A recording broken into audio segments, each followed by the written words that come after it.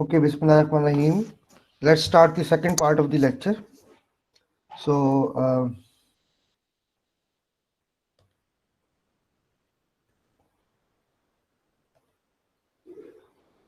we'll solve one example, which is example number 3.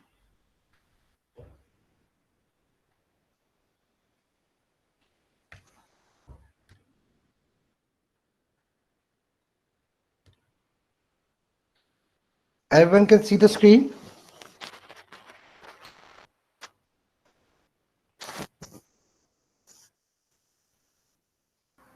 Yes. Okay, thank you. Yes, sir. Thank you.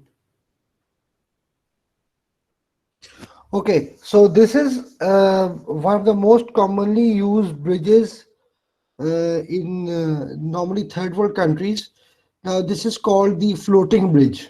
Now, what happens in this bridge?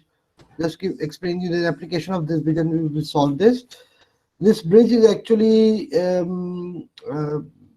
temporary kind of bridge. Which, let's say, if you have a body of water, let's say your water. So the bridge is actually installed over that water body. Sometimes it has a low construction cost, and normally when you construct normal bridges in water, you have to provide you have to provide the foundation, like you provide columns to support that bridge, and that column actually fixed at the base of a river or whatever that is. But in many applications, because this is a very heavy construction and require a lot of cost, in some cases we used a floating bridge. Now, what is a floating bridge? It's actually a bridge which is actually pinned at one end, and here you provide supports, that is called floating supports. Okay, floating supports, one or maybe two, or maybe in some cases 100, 50, whatever that is. Now, this support is actually in the shape of a hollow drum, or a hollow cylinder, and here the water is placed, and this is the bridge over which the people can walk. Okay? So this is normally very common in India, in some parts of Pakistan as well.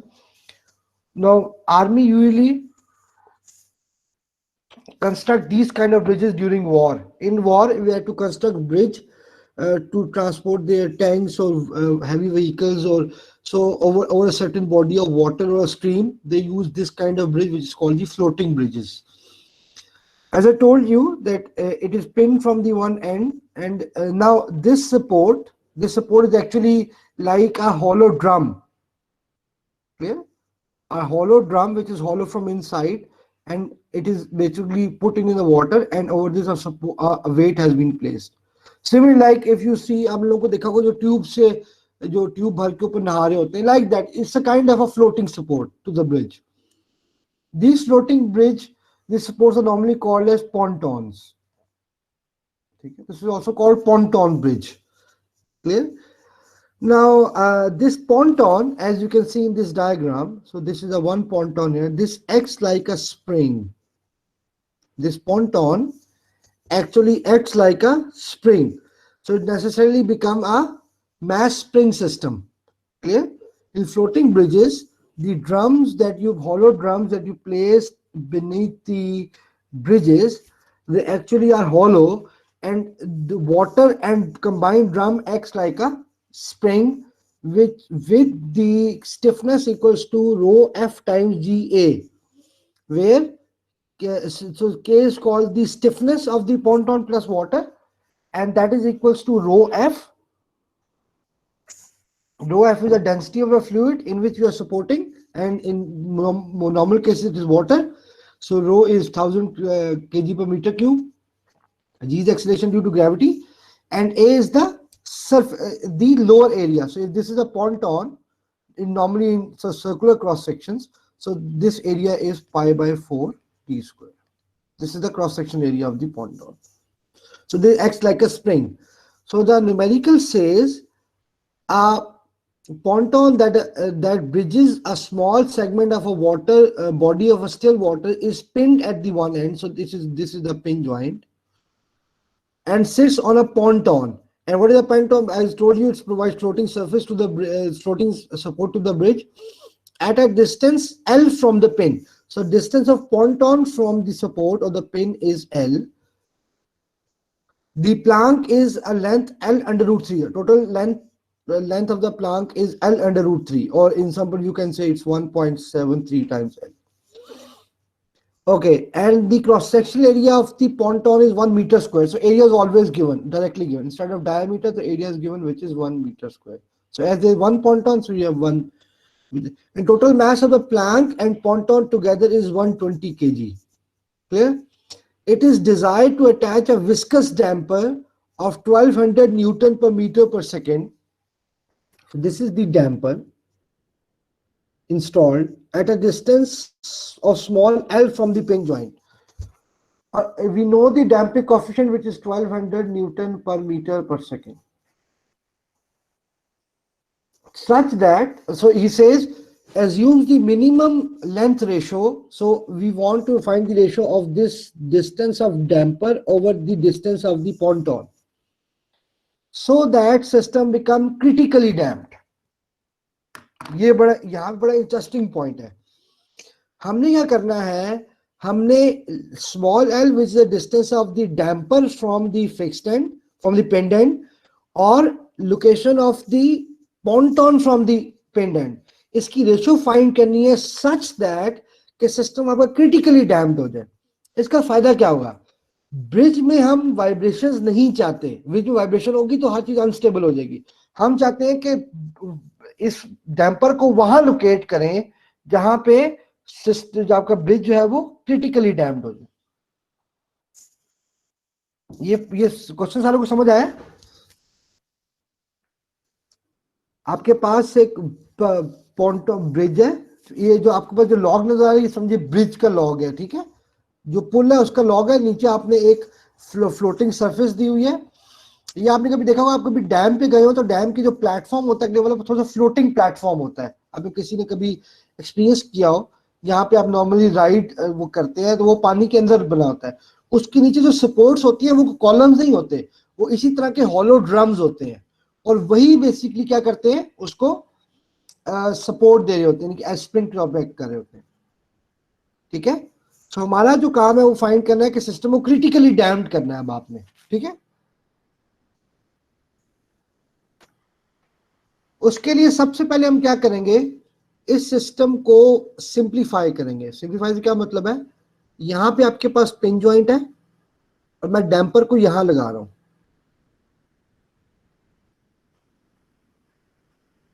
ये आपके पास सी आ गया. और ponton को मैं क्या consider कर रहा हूं, स्प्रिंग. उसको मैं कह रहा हूं केपी. केपी हम कह रहा हूं ponton. ठीक है, जो लोकेशंस है इसकी, इसको पहले आपने सिंपल फॉर्म में कन्वर्ट करना है. This is small L, this is capital L, और टोटल लेंथ है इस ब्रिज की, वो आप कोई भी ले सकते हैं. इस माइका में ली हुआ है, that is under root 3L, ये एल अंडर रूट 3 जो भी आप कह रहे हैं. ठीक है, ये टोटल लेंथ है. हमने सो क्रिटिकली हमने क्या करना है, हमारा जो प्राइम पर्पज है वो क्या है, हमने small L over capital L की रेशियो फाइंड करनी है. ये हमारा पर्पज है इस न्यूमेरिकल में. अब इसको आपने गौर से देखने, क्योंकि बहुत सारे न्यूमेरिकल जो मैं नहीं करवाऊंगा जो इससे मिलते जुलते हैं, तो आपने खुद करने हैं. सबसे पहला चूंकि ये पिन ज्वाइंट है तो आपको यहाँ पे, और हम यहाँ इसको ओ कहता हूं, तो यहाँ पे आपको मोमेंट की इक्वेशन लिखनी पड़ेगी. ये आपने हमेशा ज़हन में रखना है. ठीक है, आपने मोमेंट जहां पे बॉडी पिंड होगी वहां पे हमेशा मोमेंट की इक्वेशन होगी. ठीक है, ये फ्री बॉडी नहीं है, पिंड बॉडी है. ठीक है, ओके. हमें पता है कि इसका एक डिस्टर्बिंग मोमेंट है, वो है जे थीटा डबल डॉट. ठीक है, वो इस डायरेक्शन में है, लेट्स से. ठीक है, तो जे थीटा डबल डॉट, और आपके पास किस डायरेक्शन में, क्लॉकवाइज. तो जे थीटा डबल डॉट, और यहां पे आपने लिखने हैं काउंटर मोमेंट्स. ठीक है, काउंटर मोमेंट्स। अच्छा, अब जब ये नीचे जा रहा है तो ये स्प्रिंग की फोर्स अपवर्ड होगी, ये देखें अपवर्ड होगी, और ये मोमेंट क्या बनेगा, ये मोमेंट देखें, ये मोमेंट क्या बन रहा है, counter clockwise with a minus sign, ठीक है। सो माइनस, ओके, मोमेंट लिखना है आपने के पी, ठीक है, ये आपके पास क्या होगी, इनटू डिस्टेंस, जो ये डिस्टेंस कवर की अभी हमें नहीं पता, जो इसने ये जो डिस्टेंस कवर किया इसको हम अभी कह रहे हैं एक्स पी, और किससे मल्टीप्लाई करेंगे, मोमेंट आर्म से, विच इज कैपिटल एल, ठीक है। तो आपके पास ये फोर्स हो गई, this is force and this is moment arm, ठीक है। सिमिलरली ये डैम्पर जब नीचे मूव करेगा तो इसकी भी फोर्स अपवर्ड होगी, माइनस सी, और ये चूंकि एंटी क्लॉकवाइज है तो ये भी नेगेटिव होगा, सी इंटू इसकी भी मोमेंट मोशन हमें नहीं पता, वर्टिकल मोशन, तो उसको हम एक्स सी कह लें फॉर एग्जांपल, और इसका मोमेंट आर्म है स्मॉल है। ये सारा कुछ समझ आया। हमने यहाँ पे ये डिस्टर्बिंग मोमेंट है, और ये दोनों जो है वो क्या है, रिस्टोरिंग मोमेंट्स। एक हमने स्प्रिंग का मोमेंट लिखा है, एक हमने डैम्पर का मोमेंट लिखा है।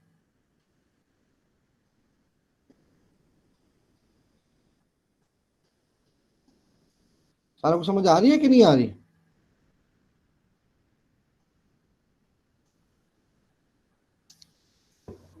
सर आ रही है। बता दो सर, जी दोबारा। एक्स सी और एक्स पी सर वो रिपीट कर देते। मैं कर देता हूँ। आपके पास देखिए, जब ये आपके पास, मैं यहाँ पे बना रहा हूँ, जब आपकी बॉडी थोड़ी सी मूव करेगी, क्योंकि ये फिक्स बॉडी है, तो ये जब पिंड है जब यहाँ पे आएगी तो आपका स्प्रिंग चूंकि यहाँ पे अटैच है, अब वो थोड़ा यहाँ पे आ जाएगा, तो कोई ना कोई डिफ्लेक्शन तो होगी ना स्प्रिंग की,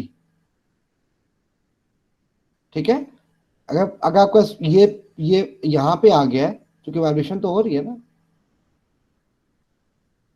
तो यहाँ पे जो आ गया तो यहाँ इस पोजीशन पे ये कोई डिफ्लेक्शन तो, इसको मैंने कहा है डिस्प्लेसमेंट ऑफ पॉन्टॉन, यानी कि बेसिकली स्प्रिंग मैंने पॉन्टॉन की जगह पे बनाया हुआ है। इसी तरह जो डैम्पर, क्योंकि डैम्पर भी थोड़ा बहुत मूव करेगा ना, पहले डैम्पर यहाँ लगा हुआ है, ठीक है, अब वो थोड़ा सा और नीचे आ जाएगा, तो ये जो डिस्प्लेसमेंट है इसको मैंने एक्स सी कह दिया, ठीक है।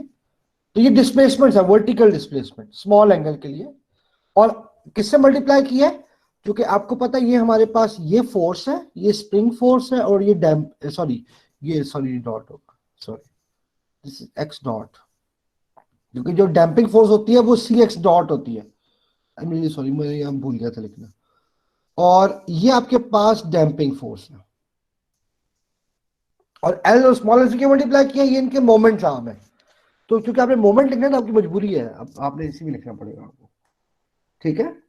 इस तरह के सिमिलर न्यूमेरिकल्स हैं जो आपने खुद करने हैं, मैं इसलिए कह रहा हूँ गौर से सुनिएगा इसको, ये जो मैं कर रहा हूँ, ये जो मोमेंट की इक्वेशन लिख रहा हूँ ये बड़ी इंपॉर्टेंट है, ठीक है। मैं इसको लेफ्ट साइड पे ले जाऊँ तो J theta double dot plus K P X P times L plus C X dot times small L equals to 0।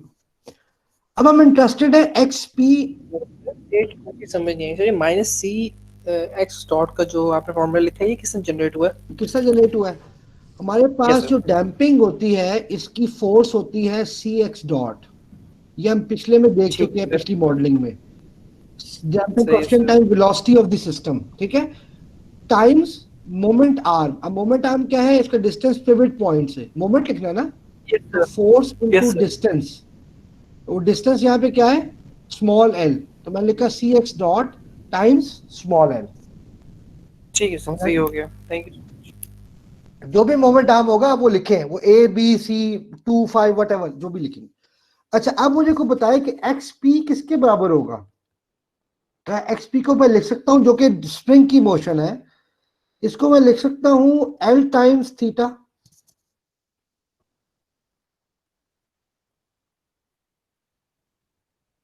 Yes sir. लिख सकता हूं, गुड।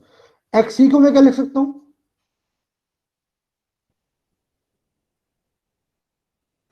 सर एल थीटा ही आएगी वो भी, स्मॉल तो L, small L into theta. Good. अगर मैं और एक्स सी डॉट है तो एक्स सी डॉट क्या होगी हमारे पास, L theta dot, yes sir, ये होगा ना। Yes sir. अब पुट करेंगे तो क्या आएगा, J theta double dot plus, अब देखें, K P L square theta plus C L square theta dot equals to 0। ये समझ आया? ये एल स्क्वायर कहां से आया? Yes sir. समझ आ गया ना सारों को? सर रिपीट कर सर दो। ये एक्स, सर एक्स सी का रिलेशन एक बार फिर बता दें। एक्सी का ये जो डिफ्लेक्शन है डैम्पर की, जब ये नीचे आएगा तो डैम्पर भी मूव करेगा ना थोड़ा सा, इसका जो आर्म होगा, और वो डिफ्लेक्शन वर्टिकल एक्सी होगी, एक्सी बराबर होगी एल टाइम, जो कि इसका ये टाइम है, डिवाइड बाय इस डिफ्लेक्शन थीटा। थीटा सेम है पूरी बॉडी पे, यहाँ पे वही थीटा होगा, यहाँ पे वही होगा, किसी भी पॉइंट पे थीटा तो सेम रहेगा ना, यस सर। मोमेंट आर्म का फर्क होगा ना सिर्फ।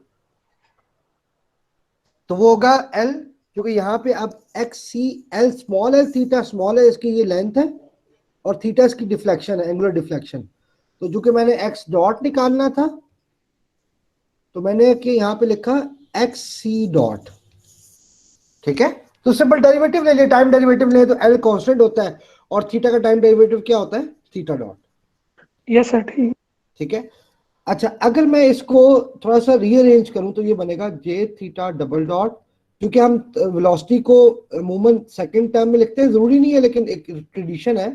तो C L square theta dot plus K P L square theta equals to 0। अब हम जे से डिवाइड कर देंगे इसको, सो ये होगा theta double dot plus C L square divide by J theta dot plus K P over L square over J theta equals to 0। ये आपका गवर्निंग इक्वेशन बन गई। अब ये क्यों जरूरी है मैं बताता हूँ आपको। ठीक है, आपको आपने लिखा तो नहीं गवर्निंग इक्वेशन बनानी है, लेकिन उसके बाद आप कर नहीं सकेंगे। अच्छा, यहां तक आपने वैल्यूज पुट नहीं करनी, मैं आपको पेपर में भी ना, आपने वैल्यूज पुट नहीं करनी, उसको जनरलाइज फॉर्म में ही रहने देना है, वैल्यूज आपने बाद में पुट करनी है। अच्छा, अब ये एक यूनिफॉर्म डिस्ट्रीब्यूटेड एक प्लांक है या बीम है या जो भी कह लें, इसका जे किसके बराबर होगा अराउंड इट्स पिवट पॉइंट? किसी के ध्यान में है? एक स्टिक हो तो उसका क्या होता है, उसका होता है J C M plus M D square. किसी भी स्टिक का या रॉड का या स्ट्रेट प्लांक का जो सेंटर के अराउंड मोमेंट ऑफ इनर्शिया होता है, वो होता है 1/12, और एम, और टोटल लेंथ इसकी क्या है, ये बड़े ध्यान से आपने लिखना है। ये समझ आया? Yes sir. एम और डी आपके पास क्या है, distance from centre to the pivot point. चूंकि यूनिफॉर्म है तो सेंटर से डिस्टेंस क्या होगा, under root L, sorry 3l/2 whole square. किसी को समझ नहीं तो मैं दोबारा लिख देता हूं यहाँ पे, ये इंपॉर्टेंट पॉइंट है। जो जे है वो बराबर है J C M plus M D square, या उसको जे नॉट भी कह सकते हैं, ये पिवट पॉइंट के राउंड है। किसी भी स्टिक का या रॉड का या प्लांक का जो सेंटर के अराउंड मोमेंट ऑफ इनर्शिया होता है, वो होता है 1/12 of mass of Planck into total length. Total length यहाँ पे है √3l, बहुत ध्यान से लिखना है आपने ये। और डी l/2 होता है, और टोटल लेंथ चूंकि 3 है तो यहाँ पे ये सॉरी कैपिटल है। तो अगर आप इसको सॉल्व करें तो ये क्या बनेगा, ये बनेगा 1/12 3ml स्क्वायर प्लस 3/4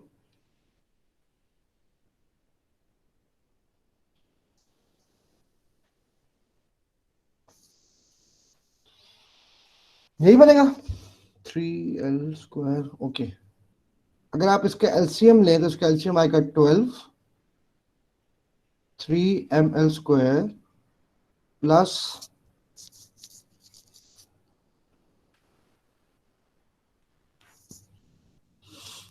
9m। 9 आएगा।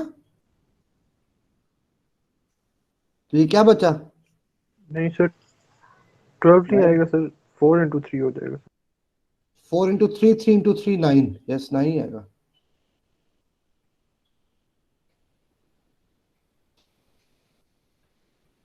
नहीं ही आएगा ना? यस सर, बिल्कुल। और ऊपर भी 12 नीचे भी 12 कैंसिल होगा, तो जे क्या बना टोटल? देखिए ml स्क्वायर। ml square. यहाँ पे पुट करें तो ये बनेगा ml स्क्वायर, पुट करें तो ये क्या बनेगा? 3l स्क्वायर ओवर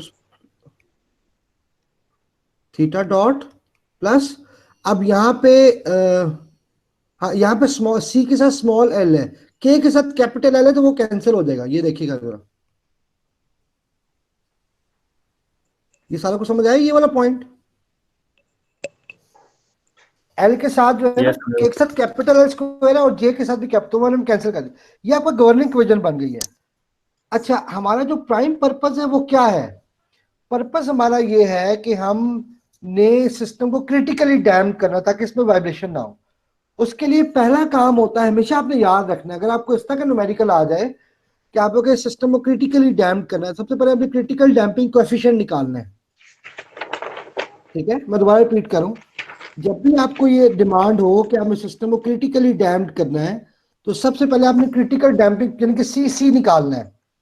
सीसी निकालने के लिए आपको गवर्निंग वजह बनानी पड़ेगी, अदरवाइज आप सीसी नहीं निकाल सकते। पॉइंट समझ आ गया कि नहीं आया? सर मेरा एक क्वेश्चन है। जी प्लीज करें। सर आपने इस डायग्राम में जो एंटी क्लॉकवाइज मोमेंट्स को आपने नेगेटिव लिए, हाँ, एंटी क्लॉकवाइज को नेगेटिव लिए। सर अगर हम इसे पॉजिटिव भी ले लें तो फिर इक्वेशन में चेंजिंग आ जाएगी। हाँ, ये ध्यान में रखिएगा, ये अच्छा पॉइंट इन्होंने बताया। देखिए वाइब्रेशन में ना, चूंकि डायरेक्शन हर मोमेंट पे चेंज होती है, ठीक है। फॉर एग्जांपल एक इंस्टेंट में ये बीम नीचे है और क्लॉकवाइज मूव कर रहा है, तो अगले अगले डायरेक्शन में ये क्या मूव करेगा? Anti clockwise. ये पॉइंट समझ आया कि नहीं आया? वाइब्रेशन के अंदर, या ये मैं अब इन्होंने पूछना, मैं आपको रूल बता देता हूं। जिस डायरेक्शन में आपका डिस्टर्बिंग मोमेंट है उसको आपने हमेशा पॉजिटिव लेना है। समझ आ गया? जिस डायरेक्शन में आपने सिस्टम को फ्रीज करना है ना, ये देखें, आपने सिस्टम को किसी एक पॉइंट पे फ्रीज करना है, मैंने इसको यहां पे फ्रीज कर लिया। समझ आया? यहां पे डायरेक्शन जो थी वो इसकी क्लॉकवाइज थी, जो इसकी डायरेक्शन में मोमेंट्स होंगे उनको पॉजिटिव लेना है, जो उसके ऑपोजिट होंगे उसको नेगेटिव लेना है। ठीक है? तो सर सिमिलरली हमें क्वेश्चन में गिवन होगा कि कौन सी डायरेक्शन आपने लेनी है, नहीं कि कोई हम अपनी जरूरत मर्जी से लेंगे। नहीं, कोई जरूरत नहीं डायरेक्शन लेने की। मैं आपको वजह बताता हूँ, ये देखें, अगर ये बीम ऊपर मूव कर रहा है, ठीक है ना, अगले मोमेंट में तो ये ऊपर भी आएगा ना, क्योंकि वाइब्रेशन है ना। पॉइंट समझ आ रहे हैं? जब ये यस ऊपर सर। आएगा तो इसकी डायरेक्शन इधर हो जाएगी। आपने अभी भी इसको पॉजिटिव लेना है। समझ आ गया? जो जो बॉडी इसकी डायरेक्शन में मूव कर रही होगी उसको पॉजिटिव, और जिसकी ऑपोजिट उसको नेगेटिव। ठीक है? आपने यही रूल कंसिडर करना है। स्प्रिंग और डैम्पर के केस में याद रख लें, ये हमेशा डिस्टर्बिंग मोमेंट को अपोज करते हैं। पॉइंट समझ आया कि नहीं आया? सर मतलब क्वेश्चन आ रहे हैं तो हमने किसी एक पॉइंट पे उसे फ्रीज करके और उसी डायरेक्शन में हमने पॉजिटिव ले लेना। इसी पॉइंट पे, किसी भी पॉइंट, नीचे ऊपर जहां से मर्जी आप फ्रीज करना चाहे, कोई मसला नहीं है।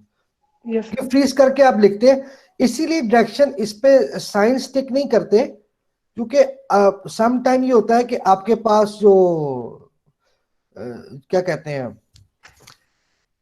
जो सिस्टम होता है वो तो कॉन्टिन्यूसली मूव कर रहे हैं, इसलिए अगर एक पॉइंट स्टिक करेंगे तो दूसरे पर नेगेटिव हो जाएगा, और डिस्टर्बिंग मोमेंट कभी भी नेगेटिव नहीं ले सकते किसी भी सूरत में। तो फिर हम उसकी डायरेक्शन को हमेशा पॉजिटिव कंसिडर करते हैं। समझ आ ठीक है गया? Sir, thank you thank okay, you. अब देखें सीसी निकालने के लिए आपको याद होगा जब हम इसकी बेसिक डेरिवेशन कर रहे थे, वो तरीकाकार वही है सिंपल सही। एक्स ऑफ टी को हम लेंगे, लेट से हम लेंगे A1 EST, इस तरह थीटा डॉट लेंगे A1 SEST, और एक्स डबल डॉट लेंगे A1 S² EST। ठीक है?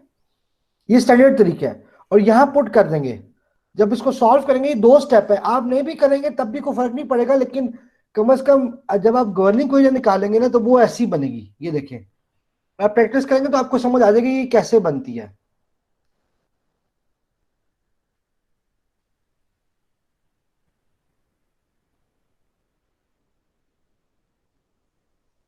सॉरी, हम कहाँ चले गए? ओहो,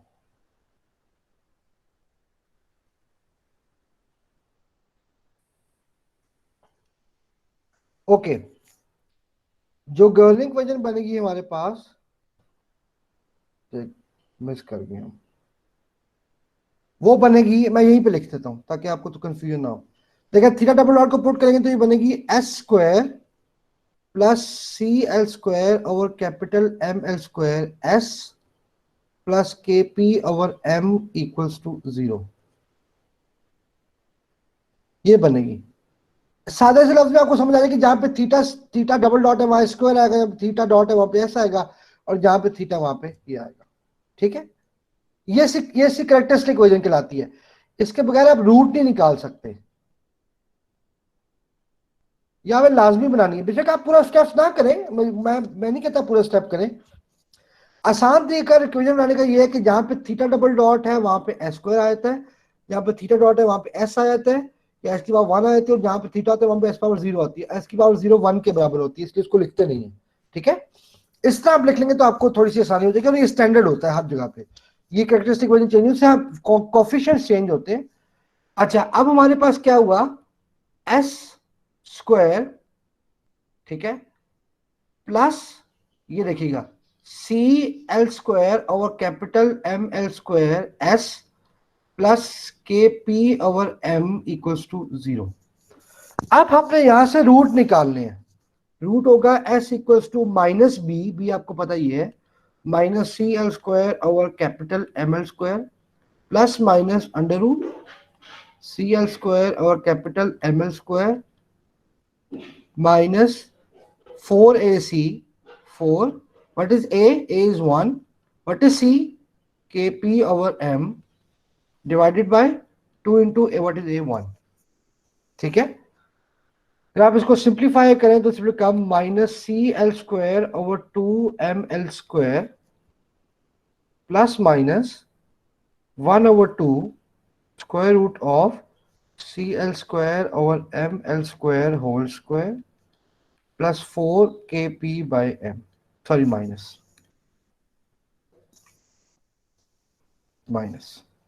ठीक है, ये समझ आ गया सर को? अगर मैं यहां से 4 कॉमन ले लूं इस टर्म में से, तो यहां से भी मैं 4 कॉमन लूंगा तो यहां पे 2 आ जाएगा, और ये 2 से कैंसिल हो जाएगा। ये करके देख लीजिएगा, ये 2 सिंपल स्टेप है। प्लस माइनस, अगर मैं 2 कॉमन निकाल लूं बाहर, तो यहाँ पे मुझे 2 से डिवाइड करना पड़ेगा, और यहाँ पे मुझे 4 से डिवाइड करना पड़ेगा, क्योंकि यहाँ पे 2 से इसलिए डिवाइड करूंगा कि यहाँ पे आके ये भी 4 हो जाएगा। ठीक है, स्क्वायर के अंदर, तो ये 2 बाय से कैंसिल हो जाएगा। We end up with C L square over 2ml square minus K P over M. ये आपके पास रूट आ जाएगा। हम इंटरेस्टेड हैं क्रिटिकल डैम्पिंग कोएफिशिएंट निकालने के लिए। ठीक है, ये गौर से देखिएगा, क्रिटिकल डैम्पिंग कोएफिशिएंट कब निकलेगा, जब ये 2 टर्म्स आपस में बराबर हो जाएंगी। ये हमने पहले पढ़ चुके हैं। ये हर सिस्टम के लिए डिफरेंट होगी ये टर्म्स, लेकिन ये जो भी टर्म्स होंगी जब ये आपस में बराबर हो जाएंगी, ये देखें,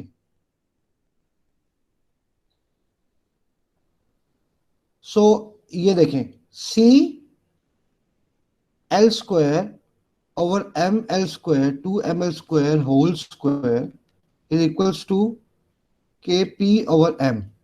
ये देखें, ये वाली जब आपस में बराबर होंगी तो दिस बिकम सी सी। ये हम ऑलरेडी कर चुके हैं पहले, मैं दोबारा रिपीट करूं। आप इसका पहले कैरेक्टरिस्टिक इक्वेशन निकालेंगे, पहले इसकी इक्वेशन बनाएंगे, क्योंकि इक्वेशन बनाए बगैर आप कभी भी इसको सॉल्व नहीं कर सकते, आपको पता ही नहीं होगा कि ए बी सी कॉन्स्टेंट्स क्या होंगे। पहले आप इसकी इक्वेशन बनाएंगे, फिर इसकी कैरेक्टरिस्टिक इक्वेशन बनाएंगे, बेशक वो डायरेक्ट लिख दे, मैंने आपको तरीका बता दिया, और उसके बाद आप इसका रूट निकालेंगे, और रूट के जो ब्रैकेट के अंदर जो आएगा उसको जब इक्वेट करेंगे आपस में, तो यू गेट सी सी। अब यहां से हम सी सी वैल्यूएट कर लेते हैं।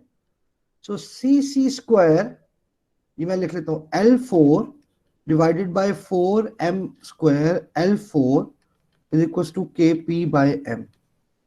तो एक m इससे कैंसिल हो गया, you get C C square is equals to 4m L4 के P divide by small L4। और सी सी आपके पास क्या आ गया, अगर आप कॉमन ले लें तो ये बचेगा 2 और स्क्वायर रूट लगे तो ये बनेगा L square over small L square और under root K P times M. ये आपका सी सी आ गया। आपको याद होगा जो सी सी आम मैथ के लिए था वो क्या था, या 2 अंडर रूट के एम। देखिए उससे तो आपको थोड़ा मुख्तलिफ नजर आ रहा है, ठीक है ना। तो आपको हर सिस्टम के लिए सॉल्व करना पड़ेगा, अदरवाइज आप ये कोई भी सिस्टम सॉल्व नहीं कर सकते।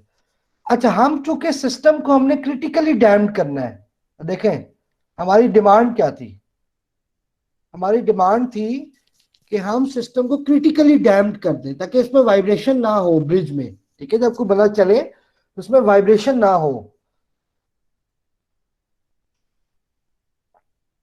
समझ आ गई? तो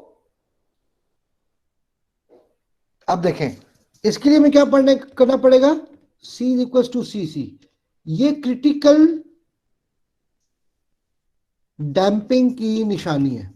क्रिटिकल डैम्पिंग में वाइब्रेशन नहीं होती। अगर क्रिटिकल डैम्पिंग को प्लॉट करने की कोशिश करें तो क्रिटिकल डैम्पिंग ही होती है बस, ठीक है, इसमें वाइब्रेशन नहीं होती। तो आप चाहते हैं ब्रिज ना वाइब्रेट ना करे, आपको पता है ब्रिज वाइब्रेट करेगा तो वो डेंजरस होगा, ठीक है ना, वो लोग उस पर चीजें अनस्टेबल हो जाएंगी, तो आप वाइब्रेट नहीं कराना चाहते उसको। तो यहाँ पे मैं 1200 पुट करूंगा, ये मुझे नोन है किससे, ये न्यूमेरिकल में लिखा हुआ था, ये देखें ये न्यूमेरिकल में लिखा हुआ था सी। और सी सी मैंने क्या किया, सी सी तो मुझे पता वो है 2L square over small L square into under root K P times M. अब देखें मैं किसमें इंटरेस्टेड हूं, असल में मैं इंटरेस्टेड हूं एल स्मॉल एल और कैपिटल एल की रेशियो में, इसको मैं वहां लेके जा रहा हूं। तो स्मॉल एल स्क्वायर और capital L square is equal to 2/1200 और स्मॉल एल बाय कैपिटल की रेशियो क्या होगी, इसको मैं 1/600 भी कह सकता हूं। इसको ऐसे लिख लेते हैं, एक सेकेंड, ये होगा under root K P M over 600 whole square. किसान को समझ आ गए, मतलब हमारे पास देखिए स्मॉल है कैपिटल एल आ गया ना, हम इसको दूसरी तरफ ले गए तो ये स्मॉल एल ऊपर आ गया कैपिटल नीचे आ गया, उसका स्क्वायर रूट लिया दोनों तरफ। अब हमारे पास ये रेशियो आ गई है। अगर हमें अब सिर्फ के पी पता हो और एम पता हो, अब के पी क्या है मैंने आपको बताया था, इट्स रो जी ए। रो हमें पता है वाटर की 1000 होती है, जी हमें पता है 9.81 होती है, और एरिया आपको न्यूमेरिकल में गिवन है वो है 1 मीटर स्क्वायर, तो 1 आपको गिवन है। तो आंसर क्या आएगा आपके पास, ये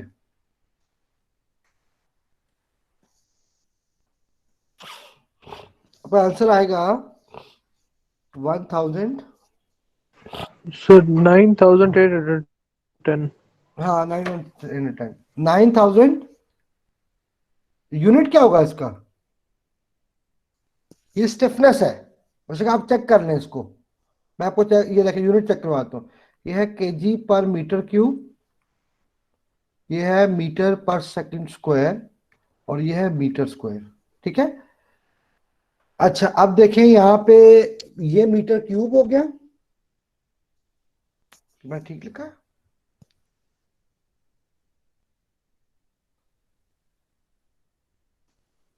हाँ जी। अच्छा देखिए ये मीटर क्यूब इससे कैंसिल, यू गेट केजी पर सेकंड स्क्वायर, ठीक है। अगर मैं इसे मीटर से मल्टीप्लाई और डिवाइड कर दूं तो ये क्या बनेगा, केजी मीटर पर सेकंड स्क्वायर पर मीटर, तो दिस इज न्यूटन पर मीटर। ठीक है, तो ये वैल्यू वही बनती है, मतलब स्टिफनेस ही बनती है। ठीक है, और एम हमारे पास क्या है, तो ये हो गया 9810 इंटू एम हमारे पास 120 है टोटल, डिवाइडेड बाय 600। इसको सॉल्व कर लेते हैं। Square root of 9810 into 120 divided by 600,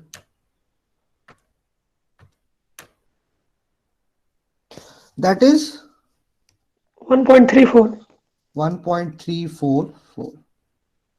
इससे क्या पता लगा आपको, इससे आपको पता ये लगा कि अगर आपने सिस्टम को क्रिटिकली डैम्ड करना है, इसमें वाइब्रेशन ब्रिज में ना आए, तो आपको ये जो फासला है, इसका फासला इसके मुताबिक कितना होना चाहिए, यानी कि आप भी कह सकते हैं small L must be equal to 1.344 times capital L. सारा को समझ आया, यानी कि जो जो जो पॉन्टॉन का फासला है वो एल के मुकाबले में 34% ज्यादा होना चाहिए। यानी कि लेट से अगर स्मॉल एल 1 मीटर के ऊपर है तो कैपिटल एल को कहां होना चाहिए,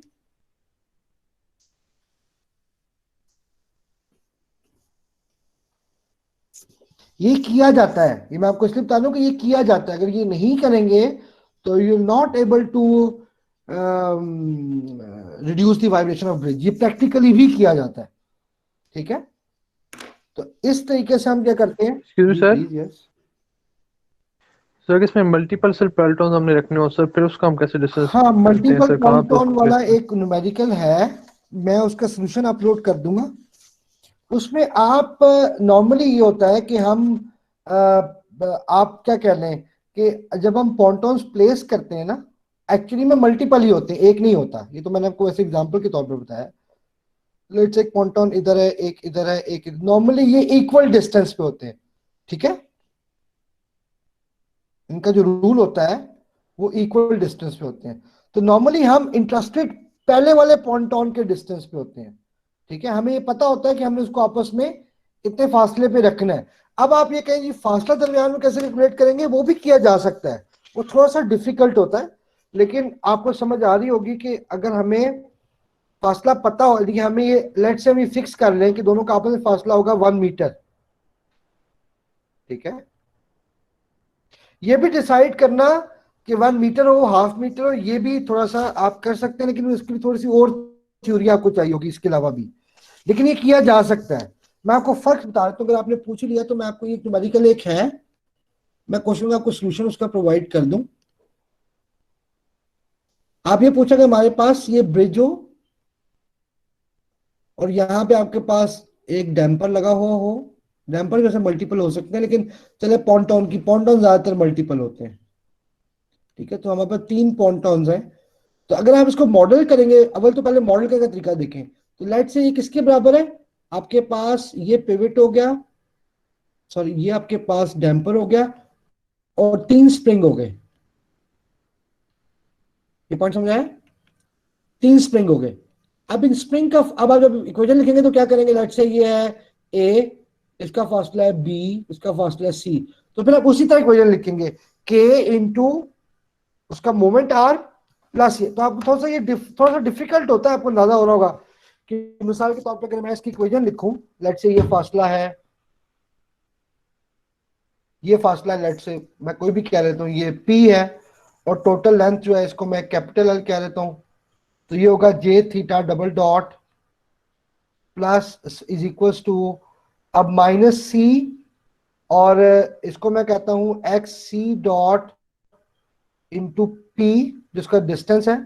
हाँ, अब मैं जब डिस्टेंस लिखूंगा तो क्या करूंगा, ये राइट से ये फर्स्ट स्प्रिंग है, ये सेकंड है, ये थर्ड पॉइंटॉन है, तो minus K P one into X P one times A minus K P two into, अब डिस्टेंस क्या हो जाएगा ए प्लस बी टाइम्स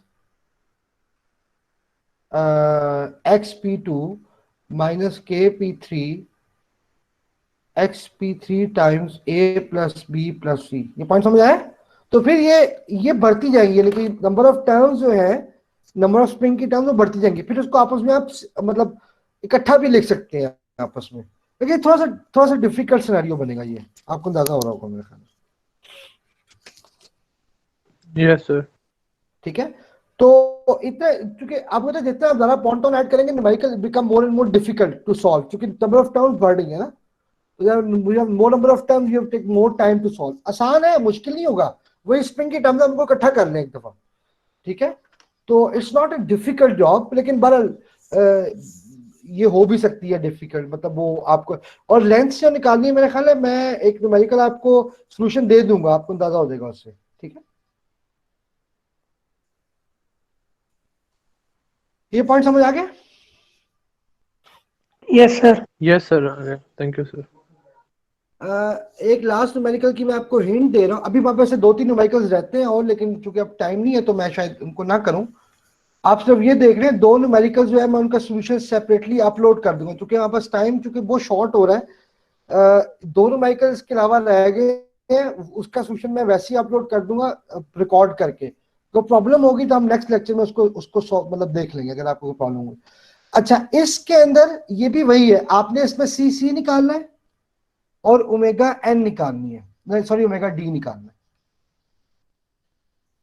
ठीक है, इस न्यूमेरिकल में, इस न्यूमेरिकल में क्या फर्क है, देखिए आपको सी और के का डिस्टेंस दिया हुआ है ए, टोटल लेंथ भी दिया हुआ है। सिर्फ फर्क पिछले उस न्यूमेरिकल में क्या है, सिर्फ फर्क है कि आपको अभी कोई लेंथ नहीं निकालनी, आपको सिर्फ सी फाइंड करना है और ओमेगा डी फाइंड करना है। ओमेगा डी आपको पता है omega N under root 1 minus zeta square होता है, ये आपको पता है। तो ओमेगा एन बेसिकली क्या था, कि पिछले न्यूमेरिकल में आपके ज़हन में हो, मैंने ओमेगा एन को नहीं किया, बेसिकली ओमेगा एन क्या चीज है, ओमेगा एन ये है,